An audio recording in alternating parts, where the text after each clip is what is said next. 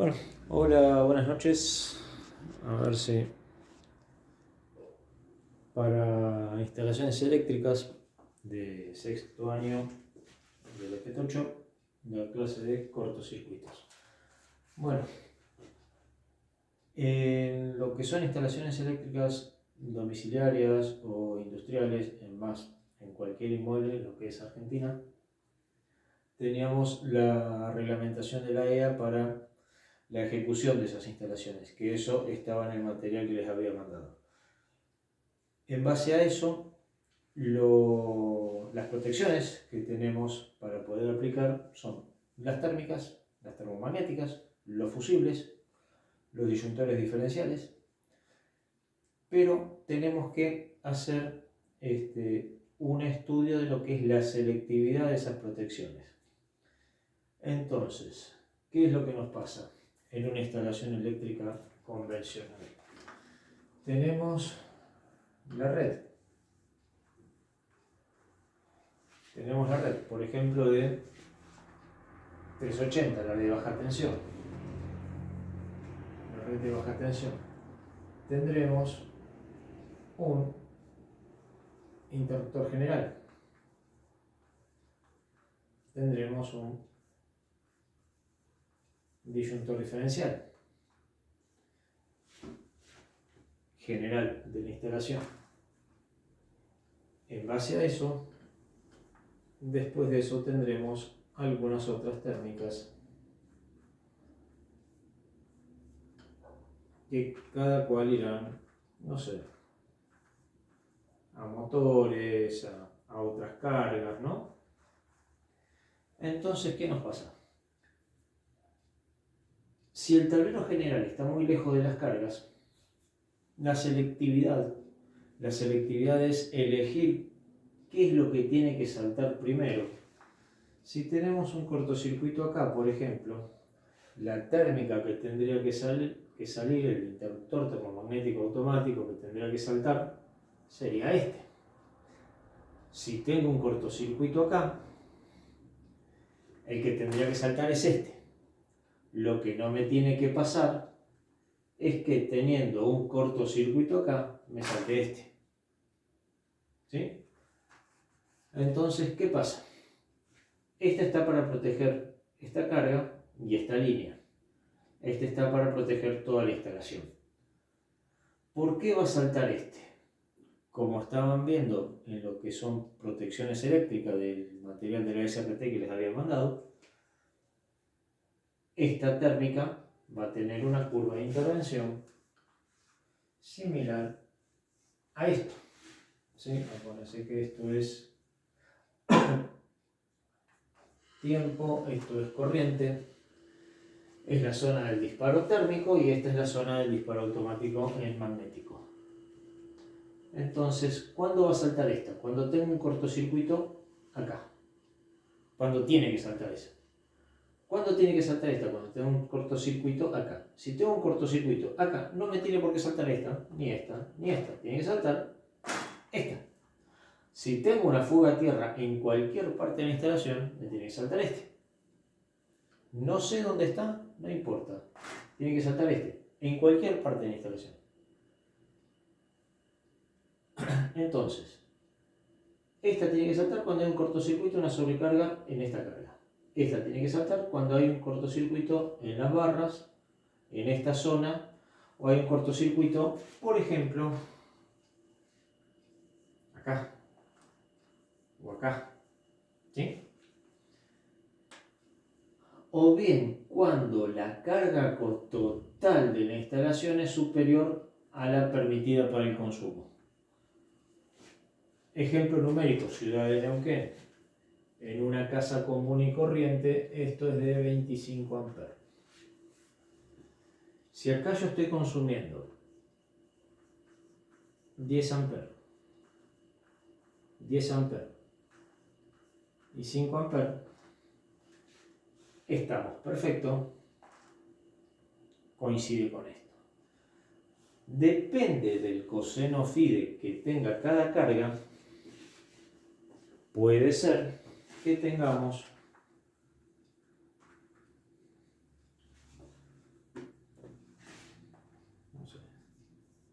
12 amperes,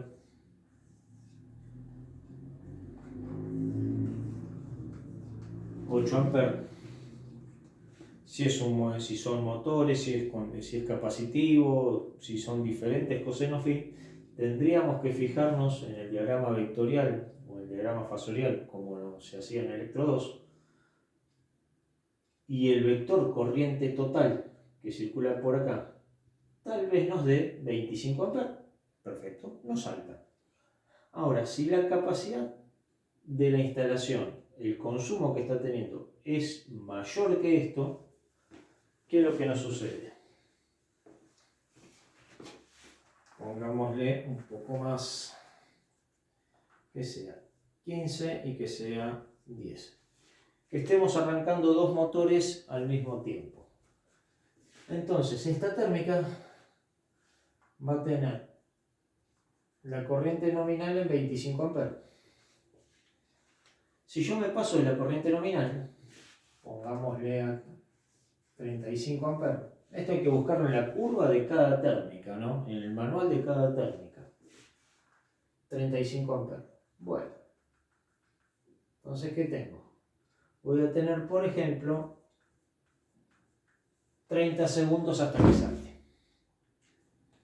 Bien, pero en 30 segundos estos motores ya arrancaron, este consumo bajó, tal vez este desapareció, estoy de vuelta en menos de 25 amperes, la térmica no salta. Esta es la curva de actuación, acuérdense.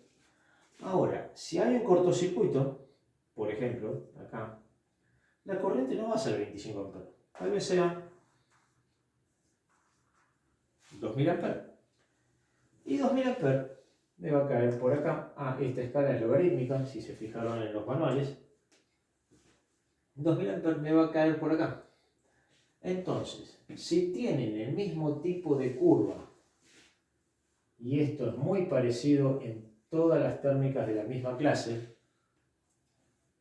si tienen el mismo tipo de curva, un cortocircuito acá con 2000 amperes me puede hacer saltar tanto esta como esta al mismo tiempo, cosa que no quiero. Entonces, ¿qué es lo que sucede con la selectividad? Lo que tenemos que elegir es acá una térmica que me salte con menos corriente de cortocircuito y esta una térmica que me salte con más corriente de cortocircuito. O bien que tenga un retardo mayor. Que por ejemplo, si esta es la térmica que la corriente de cortocircuito pasa por todo este circuito, ¿no es cierto? Si esta corriente me hace disparar esta térmica, no me tiene que hacer disparar esta. Pero son 2000 amperes, sí, perfecto. Pero entonces tengo que tener un retardo. Y ese retardo se ve así. Que esta parte sea muy parecida y que la corriente magnética se dispare después, con una corriente mucho mayor. Entonces, ¿qué pasa? Si el disparo magnético es en una corriente mucho mayor, esta va a poder saltar cuando tiene un cortocircuito acá, pero esta va a esperar unos milisegundos a que esta actúe. Si desaparece esta corriente, no salta. Pero si sigue esta corriente, la de acá arriba, va a saltar por calentamiento.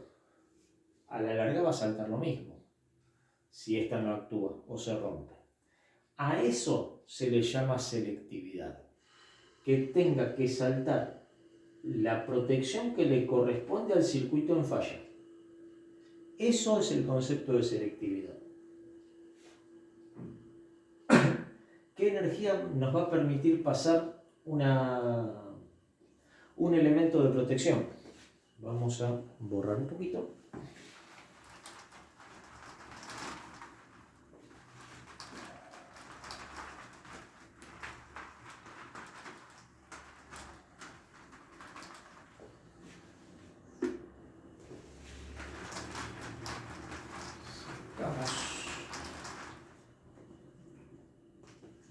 Y vamos a hacerlo bastante más simple. Con un esquema de corriente continua, después lo podemos extrapolar para corriente alterna. Total, no hay diferencia conceptual en lo que es la energía. Entonces, esta es la carga, el punto A,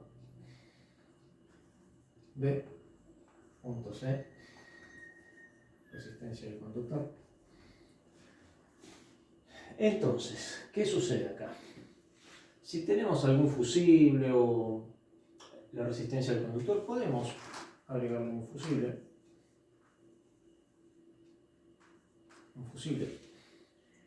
En este circuito, simple y sencillo, no circula una corriente. ¿Sí? La carga, la potencia de la carga, ¿qué será?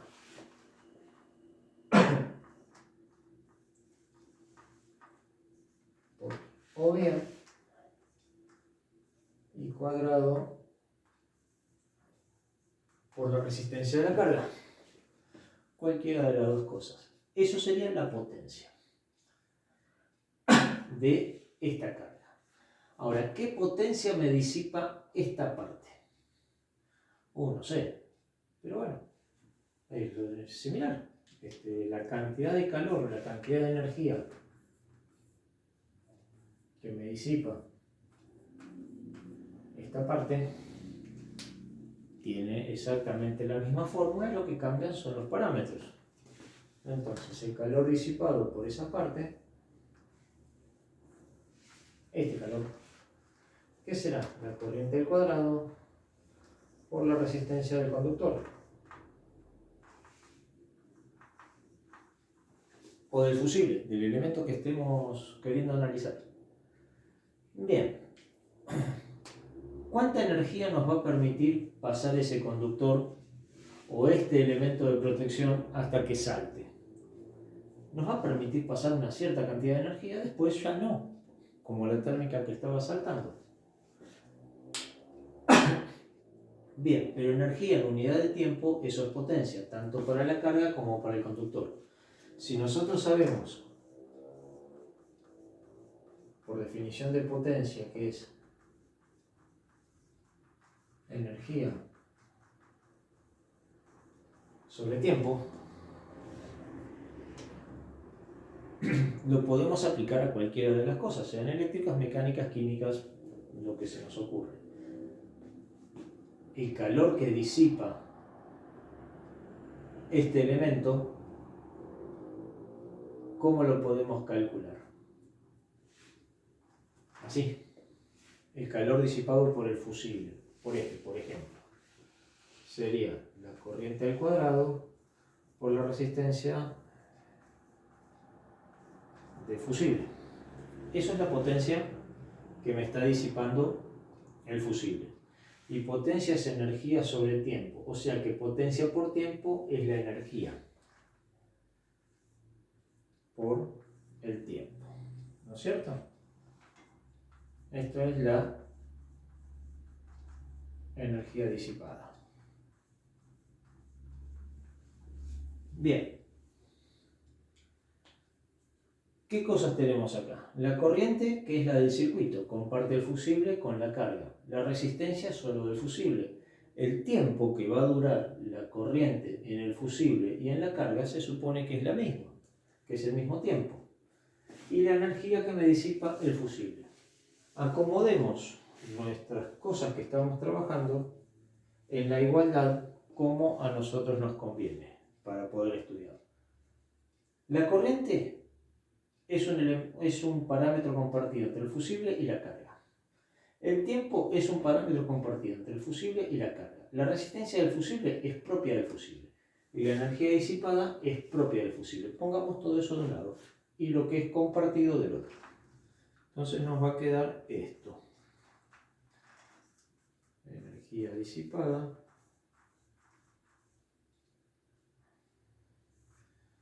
sobre resistencia del fusible. Bien, esto, energía disipada sobre resistencia del fusible, es propio del fusible o del cable o del elemento que está transmitiendo la energía. En cualquier condición, normal o cortocircuito. Estos dos parámetros, corriente y tiempo, son parámetros que comparten el elemento de protección y la carga, o bien si tenemos acá una falla, por ejemplo, que estemos juntando este y este punto con un cortocircuito, esa va a ser la corriente de cortocircuito, la que estamos estudiando. Entonces, el tiempo que va a permitir este fusible pasar esta corriente de cortocircuito depende de estas constantes de construcción. Y esto es lo que se mide en un elemento de protección a la hora de hacer las tablas. Entonces, a la hora de elegir la selectividad de las protecciones, como estábamos hablando en el dibujito anterior, que teníamos la red, una térmica general, y después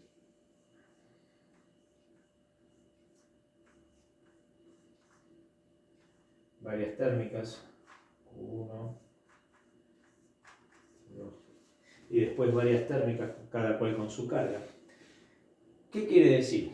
Que el I cuadrado T de cualquiera de estas, de esta por ejemplo, tiene que ser mucho menor que el I cuadrado T de la térmica general. Entonces, por más que sean de la misma marca, del mismo tamaño de térmica, nos tenemos que fijar muy bien en el manual qué valor de I cuadrado T tenemos para la térmica general y las térmicas unitarias de cada carga, por más que sean trifásicas. Si tenemos mucha distancia entre esta térmica y esta, que estas están en un tablero y estas están en otro, a muchos metros, eso se nos facilita porque la impedancia que va a tener este tramo de la instalación nos ayuda a que un cortocircuito acá sea mucho menor que un cortocircuito acá o que un cortocircuito acá. Entonces es más fácil diferenciar las corrientes de cortocircuito. Bueno, con este concepto del I cuadrado T es lo que vamos a ir aplicando tanto a térmicas, fusibles, descargadores y selección de conductores. O sea, para las instalaciones físicas en inmuebles, sea domiciliarios, industriales, comerciales, no hay mucho de teoría para estar aplicando porque ya está aplicada en el reglamento. Los reglamentos que están vigentes están ocupando todo este material teórico que estamos analizando. Esto está más bien para poder analizar cortocircuitos en grandes redes. Se aplican en pequeñas, se aplican en grandes redes. Pero bueno, eso será después para la parte de dimensiones de cortocircuitos. Cálculo de corrientes de cortocircuito. Bueno, eso será la semana próxima. Bueno, hasta luego. Buenas tardes.